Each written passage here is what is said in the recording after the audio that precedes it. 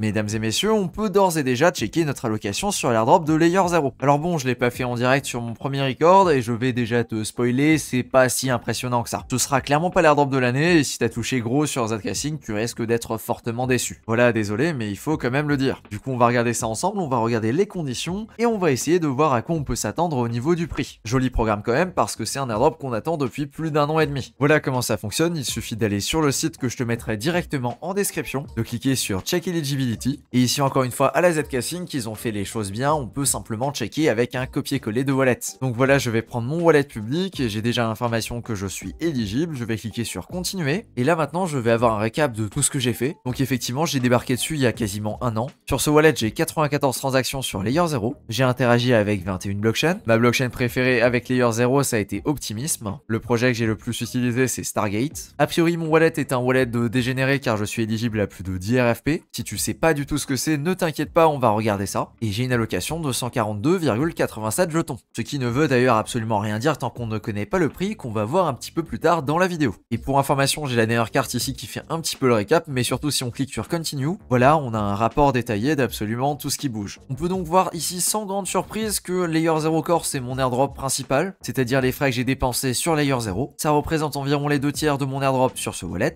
Et ensuite j'ai environ un tiers qui vient des RFP. Les RFP ce sont tout simplement des allocations qui ont été distribuées pour l'utilisation de différents projets sur Layer 0. Le plus gros que j'ai chopé c'est sur Stargate, notamment avec mon utilisation grâce à Leafy, c'est-à-dire Jumper, parce que quasiment tous mes bridges je les faisais sur Jumper et j'utilisais Stargate. Ensuite j'ai chopé des jetons parce que j'ai utilisé Polyhedra, pareil pour Orderly et Prime, puis ensuite plus on descend plus ce sont des petites allocations, donc pour des projets que tu as peut-être utilisé une ou l'autre fois. Je remercie d'ailleurs grandement Radiant et Star Protocol pour les fameux 0,01$. Merci les gars pour la redistribution, il fallait vraiment pas. C'est très généreux de votre part. Et ici on a l'information qu'effectivement il faudra aller sur cette page et que le claim va commencer demain. Oui, tu ne rêves pas, on a le checker aujourd'hui et le claim c'est demain. Et là où on a effectivement pas d'annonce officielle sur l'horaire, parce que comme tu peux le voir il y a juste une date sur la page. D'ailleurs à l'inverse de Zcasing, c'est vraiment un site qui est un petit peu fait à l'arrache parce qu'il n'y a même pas de documentation ni rien. Pour te dire à quel point ils s'en foutent, il n'y a même pas l'utilité du jeton sur le site de la Foundation. C'est vraiment dire l'intérêt que Brian lui prête à part être dumpé. Concernant la date de demain et surtout l'horaire, on a par contre un petit peu plus d'informations si on regarde à travers les lignes. En effet, on peut voir que KuCoin a décidé de lister le jeton demain. Et on peut également voir un horaire, on peut également voir 12h UTC. Ce qui du coup donne demain jeudi à 14h. Sachant que c'est pour le listing, normalement l'airdrop a lieu 1 à 2 heures avant, donc je suppose que l'airdrop aura soit lieu à midi, soit lieu à 13h. Voilà pour te donner un ordre d'idée. Et ensuite on apprend également autre chose, c'est que l'airdrop aura probablement lieu sur 2 réseaux, soit sur Ethereum, soit sur Arbitrum. On peut le savoir assez facilement car ce sont les 2 réseaux sur lesquels les utilisateurs pourront déposer sur KuCoin. Et normalement dans la journée on devrait avoir des informations du côté des autres échanges qui je suppose communiqueront également sur le sujet. On n'aura par contre pas beaucoup plus d'informations sachant qu'on les a déjà toutes ici. Venons-en à la partie la plus intéressante qui au final est résumée dans un tweet très sobre. Pour te dire, le modèle qu'ils ont utilisé tient en littéralement 3 lignes. Pour les frais dépensés, 25 jetons minimum et 5000 jetons maximum. Et pour le RFP, 5 jetons minimum, 10 000 jetons maximum. Concernant la partie principale, elle dépend très clairement des frais que tu as dépensés, avec un multiplicateur x3 sur les frais que tu as dépensés pour les transactions qui sont dites early, c'est-à-dire avant mars 2023. Un bonus de plus 10 jetons si tu as fait des transactions après la snapshot numéro 1, c'est-à-dire entre le 3 mai et vers le 10 juin. Et les transactions sans valeur, c'est-à-dire les bridges de moins de 1$ et les NFT qui ont été bridgés et qui servaient à rien, celles-ci ont une valeur de seulement 20% des transactions classiques. Concernant les RFP, tu peux aller sur Commonwealth et chercher chaque RFP individuellement, si jamais ça t'intéresse évidemment. Avec ce modèle-là, il y a 1,2 million de wallets qui sont éligibles, ce qui est colossal car c'est quasiment 2 fois plus que sur Arbitrum et sur Zcasing.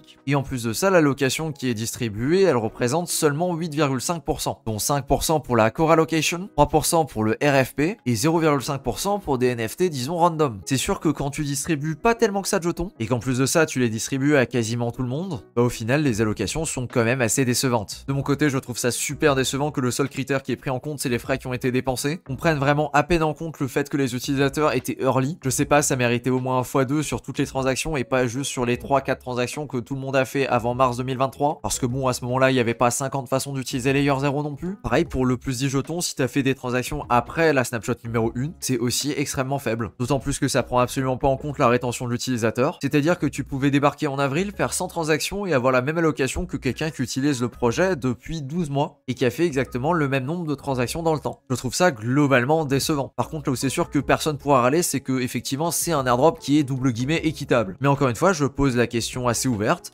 Est-ce que c'est ce qu'on veut vraiment? Ok, très bien, maintenant qu'on sait tout ça, la question qui se pose, c'est de savoir combien vaut ce fameux jeton, ou plutôt à combien on peut l'estimer. Ici, encore une fois, comme pour la vidéo sur Zcasing, on a deux façons de le faire. La première, c'est simplement de checker sur le pré-market, et pour ça, on peut aller sur Whales Market, et on peut voir qu'avant les annonces récentes, il était aux alentours de 5$, et qu'actuellement, il est à environ 4$. Attention, il y a par contre une erreur sur le prix d'Hyperliquid, et il faut venir le multiplier par 2. Ici, ils se sont trompés, ils utilisent une supply à 2 milliards, alors que la supply est à 1 milliard, ce qui veut dire qu'ici, on aurait un jeton à 4,60$. Alors oui, on est d'accord, c'est un petit peu mieux, mais c'est rien d'exceptionnel. Et si on regarde du côté d'un échange en pré-market, on peut par exemple le checker ici pour KuCoin, et KuCoin annonce un prix à 3,90$ environ. Ça, c'est la première façon d'avoir une idée de comment récupérer le prix. À la louche, on peut dire qu'il est aux alentours de 4$ en pré-market. Si on devait faire le récap très rapide, le projet aura au total 1 milliard de jetons. On est au courant qu'il y aura 8,5% des jetons en circulation Day One, ce qui nous fait 85 millions de jetons zéro. On peut maintenant s'amuser à faire différentes choses. Par exemple ici, grâce à leur dernière levée de fonds, on peut avoir une idée et on sait que c'est valorisé à 3 milliards en avril 2023. C'est donc très probablement la borne la plus basse qu'on peut utiliser. Et si on fait le calcul, ça nous fait un jeton à 3$ pour une market cap à 255 millions. Ça veut donc dire qu'on aurait un jeton zéro d'un point de vue market cap sur CoinGecko environ la 230e place, à peu près au niveau d'un Galaxy, d'un Venom ou encore d'un Ethereum Proof of Work. Alors je veux pas dire, mais ça me paraît quand même vachement faible. Soyons fous, du coup disons qu'on prend la market cap du concurrent actuel, c'est-à-dire Wormhole qui est à 665 millions. Et s'il te plaît, ne t'attarde pas trop sur la charte, ça fait pleurer. Là, on est quand même sur un scénario qui me plaît beaucoup plus avec un jeton qui serait à 7,82$ pour une FDV à quasiment 8 milliards. Niveau market cap, du coup, il serait aux alentours de la 110e position, c'est-à-dire au niveau d'un Oasis, d'un Synthetix, d'un Wormhole, d'un Worldcoin ou encore d'un Chiliz et d'un Sandbox. Ça me paraît quand même un petit peu plus plausible et surtout un petit peu plus cohérent. Ensuite, je voulais également revenir en ce moment sur ce qu'on voit sur un certain Whales Market et je voulais également rappeler que le pré-market, ça prend également en compte le cours du marché. En ce moment, au niveau des altcoins, c'est vraiment désastreux et quand c'est le cas, en général, les projets ont tendance à lancer à une FDV et à un prix supérieur à celui qu'on peut voir sur le pré-market. Alors je sais pas si c'est vraiment de l'opium de mon côté ou le fait que j'ai pas envie de voir la réalité en face, mais pour moi, si je devais donner un chiffre, de façon intermédiaire, je pense qu'on verrait le jeton entre 5 et 6$. Je trouve le pré-market quand même vachement sous-évalué. Pour rappel, Layer 0, pour les VC, il était évalué à 3 milliards en 2023 et en avril, à un moment là où le Bitcoin était encore seulement à 28 000$. Je me dis que ouais, entre 5 et 6$, malgré le fait qu'on ait des alts qui sont désastreux, ça me paraît pas si déconnant que ça. Maintenant évidemment, c'est pas moi qui décide, c'est les market makers qui font ce qu'ils veulent, et donc désormais c'est dans leurs mains de décider à quel prix ça va lancer. On l'espère pour nous le plus élevé possible. Ma petite conclusion là derrière, c'est que c'est pas tant un airdrop qu'une ICO déguisée, car finalement on a tout simplement payé des frais pour obtenir des jetons, et donc c'est exactement comme si on avait participé à une ICO. Et ce sans connaître absolument aucun paramètre qui ont été décidés à la dernière minute par un Brian dont j'avais vraiment l'impression qu'il était en troisième en train de devoir rendre son projet à la dernière minute et qu'il a dû mettre des chiffres dessus pour que ce soit crédible. Ça fait un petit peu cynique, je te l'accorde, mais on n'est pas très loin de la vérité. De mon côté, j'ai dû choper dans les 1000 jetons et heureusement je vais m'y retrouver niveau frais investis et je vais probablement faire une plus-value entre un x4 et un x5 sur ce que j'ai dépensé. Donc oui, je suis quand même content, mais par contre je pense qu'on est unanime là-dessus. C'est un airdrop qui ne répond absolument pas aux attentes qu'on avait placées dans le projet. Exactement comme pour Zcasing, pour les abonnés à la newsletter payante, je vais rédiger un mail de récap sur comment vendre rapidement et je vais également partager les différentes conclusions que j'ai tirées suite à l'airdrop de Zcasing.